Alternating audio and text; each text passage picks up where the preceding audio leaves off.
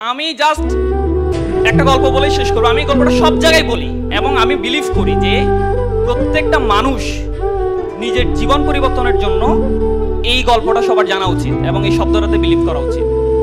আমি সবসময় বলি যে পৃথিবীতে দেখবেন আপনারা সবাই দুটো প্রাণী আছে যে যারা তাদের নিজ নিজ জায়গায় তারা রাজা। যেমন আমরা ঈগলের নাম শুনছি, eagle is the king of bird kingdom, তাই না? ঈগল যখন আকাশে উড়ে তখন বাকি সবাই কিন্তু তার নিচে থাকে এবং সে সবসময় বিলিভ করে যে I am the king of the bird kingdom. আর ঈগলের এক বাচ্চা, ঈগল একবার কি করছিল, ডিম পাড়ছিল।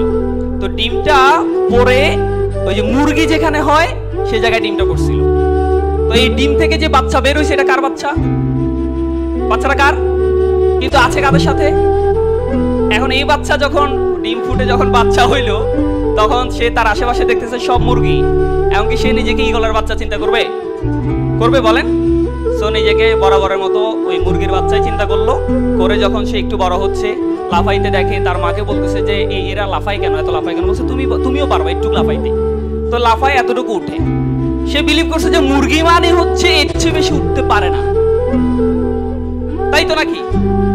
কিন্তু আসলে কি সে মুরগি ছিল? ছিল না। তো সে কিন্তু মুরগি না, সে কিন্তু ঈগল। সে যদি বিলিভ করতো যে I am the king of the bird kingdom, তখন কিন্তু সে আকাশে থাকতো। তাহলে এই যে বিশ্বাসটা, দৃষ্টিভঙ্গিটা, এটা যদি আমরা চেঞ্জ করতে না পারি, যত ক্যারিয়ার মিট আপ, যত স্কুল অফ ইঞ্জিনিয়ার, যত ধরনের মোটিভেশনাল সেশন আমরা নিই, বাট আমার নিজেকে আমি ডেভেলপ করতে পারবো না। এই জন্য আমাকে we have to change our attitude. এবং দেখেন, একটা দৃষ্টিভঙ্গি কিন্তু মানুষের জীবন পরিবর্তন করে দিতে পারে, পরিবর্তন করে দিতে পারে। এক লোক বক্তব্য দিতে আসছে, এরকম বক্তব্য দিতে আসছে আমেরিকার একটা শহরে। সো ওই শহরের বদনাম ছিল যে বক্তব্য খারাপ হলে ডিম মারবে। তো সে কি করছে, যে বাজারে গিয়ে, বাজারে যারা সদাই টদাই করে, দোকানদার ডিম বিক্রি করে, তাদেরকে জিজ্ঞেস করছে যে আজকে বাজারে ডিম কেমন বিক্রি হয়েছে। তো সে বলছে সব ডিম খালি হয়ে গেছে। তো সে বেচারা খুব ভয়ে ছিল যে সব ডিম খালি হয়েছে মানে আজকে আমি যখন বক্তব্য দিতে দাঁড়াবো সমস্ত ডিম আমার মুখে আসবে। আজকে মানে আপনারা ডিম নিয়ে আসেন নাকি? যাই হোক, তো পরে একটা সময় সে চিন্তা করছে যে আমাকে চেঞ্জ হতে হবে। তার অ্যাটিটিউড, তার দৃষ্টিভঙ্গি তাকে পৃথিবীর এক সময় বিখ্যাত বক্তা বানিয়েছে। কি নাম তার জানেন? Mark two one. প্রথম দিন কিন্তু সে প্রচুর পচা ডিম তার মুখে আসছিল। এই যে অ্যাটিটিউড, এটা যদি চেঞ্জ করতে পারি না, আমাদের সবার জীবন চেঞ্জ হয়ে যাবে।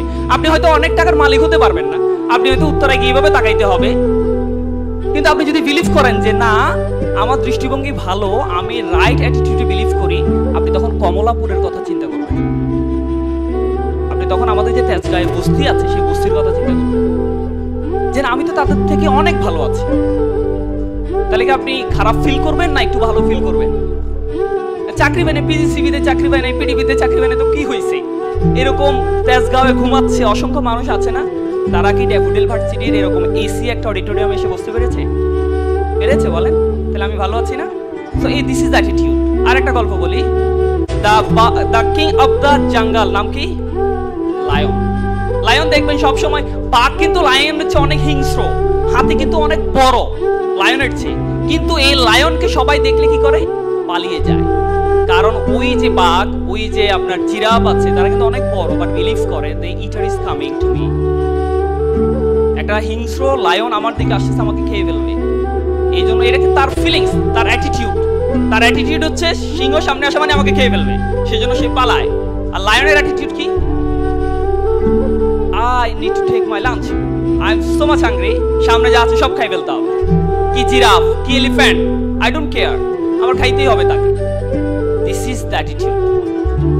আমরা যদি আমাদের অ্যাটিটিউড চেঞ্জ করতে পারি, আমরা যদি একটু, এই অ্যাটিটিউড চেঞ্জ হলে কনফিডেন্ট বাড়বে। আপনি যত জিরো পান আর কনফিডেন্ট হাই বলেন, এগুলো দিয়ে লাভ নাই আসলে।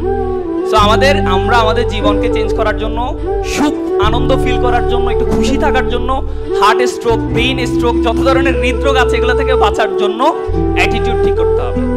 দৃষ্টিভঙ্গি ঠিক হয়ে যাবে। আপনি ইঞ্জিনিয়ার, এমনি আপনার সমাজে দেখবেন, আমাদের সমাজ এখনো এত বেশি চেঞ্জ হয় না যে ইঞ্জিনিয়ার দেখলে এলাকার সবচেয়ে সুন্দরী মেয়েটাকে বিয়ে দিবে না। এখানে আপুরও আছেন। আমাদের সোসাইটিতে এখনো কিন্তু এই বিলিফটা আছে যে মেয়েকে যখন বিয়ে দিতে চায় কি খুঁজে বলেন? ছেলেটা কি হওয়া দরকার? হয় ডাক্তার, না হয় ইঞ্জিনিয়ার। আমরা আছি না তালিকায়? যদি আমি বিয়ে করে ফেলছি আসলে, ঠিক আছে না? তো আমাদের কিন্তু সোসাইটিতে এখনো ভ্যালুসটা অনেক বেশি। তাহলে আমি কেন এত বেশি হতাশ হব আমার জীবন নিয়ে, আমার লাইফ নিয়ে? আমি আমার জীবনের একটা গল্প বলি। আমি প্রথম ইন্টারভিউ দিতে আসছিলাম, তো আমি সকালে বসে আছি প্রাইভেট একটা কোম্পানি, লিঙ্কে আসছিলাম আর কি। এক ভাই বলছিল আসছি, প্রস্তুতি নিয়ে আসছি। আমি সকাল থেকে বসে আছি, দুপুর হইলো, ওনারা শুধু মিটিং আর মিটিং করতেছে, আমাকে তারা কোনো ভ্যালু দিচ্ছে না।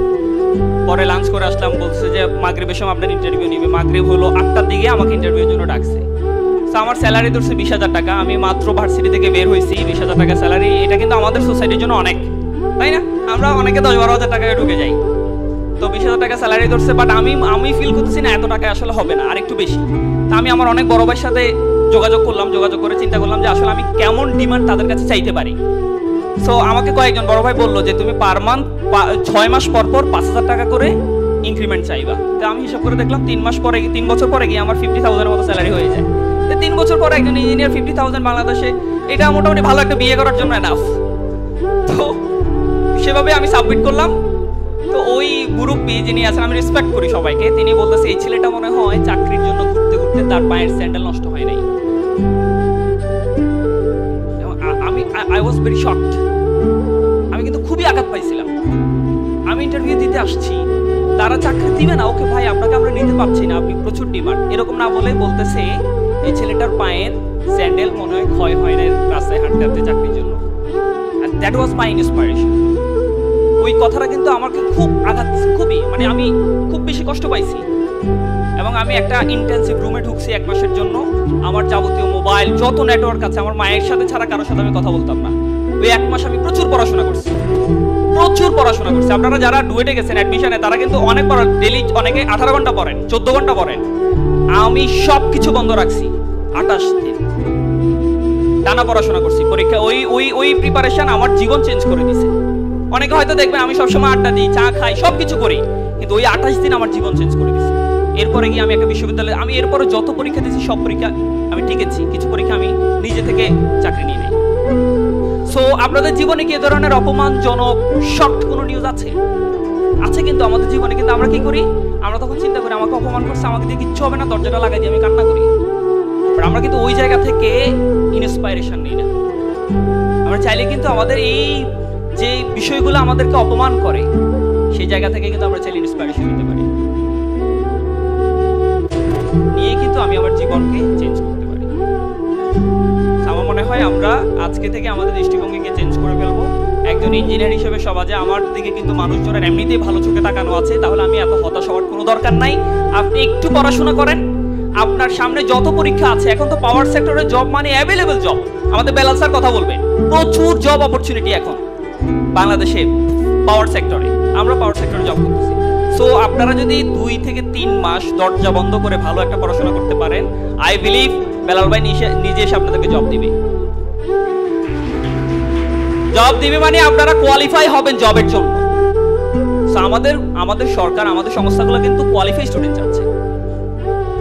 সো আমরা ওই হাহুতাশ বাদ দিয়ে দেন, লিঙ্ক ধরাধরি বাদ দিয়ে দেন, টাকা ব্যাংক ব্যালেন্স এগুলো নিয়ে, এসব কিন্তু শেষ হয়ে গেছে, এগুলো এখন আর বাংলাদেশে চলে না।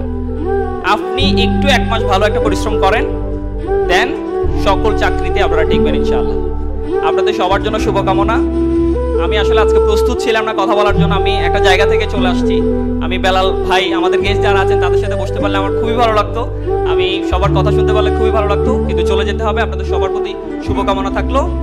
আর ফাইনালি আজকে এই ড্যাফোডিল ইউনিভার্সিটিতে ঢোকার বাইরে যাওয়ার সময় কিছু দারোয়ান আছে, আমরা এখন থেকে দারোয়ানদেরকে সালাম দিতে চাই। পারবেন আপনারা? আপনার বাসার নিচে কিছু দারোয়ান থাকে, আমরা তাদেরকে সালাম দিতে চাই। তারা কিন্তু সালাম পায় না, সব সময় জি স্যার, জি sir, yes sir, okay sir, এই ছিল, হাতটা এভাবে তুলে রাখে, তাই না? তাদেরকে কি সালাম দিবে? তাদেরকে কি সম্মান করবে? আমরা বাস উঠলে 2 টাকা বেশি চাইলে একটা থাপ্পড় মেরে দিই, সবসময় সে শুধু থাপ্পড়ই খায়, তাকে কেউ সালাম দেয় না, তার পরিবারের খবর কেউ কিন্তু রাখে না। আমরা সব মানুষকে চেঞ্জ করতে চাই, পারবো ইনশাআল্লাহ। সবাইকে ধন্যবাদ। আসসালামু আলাইকুম ওয়া রাহমাতুল্লাহ।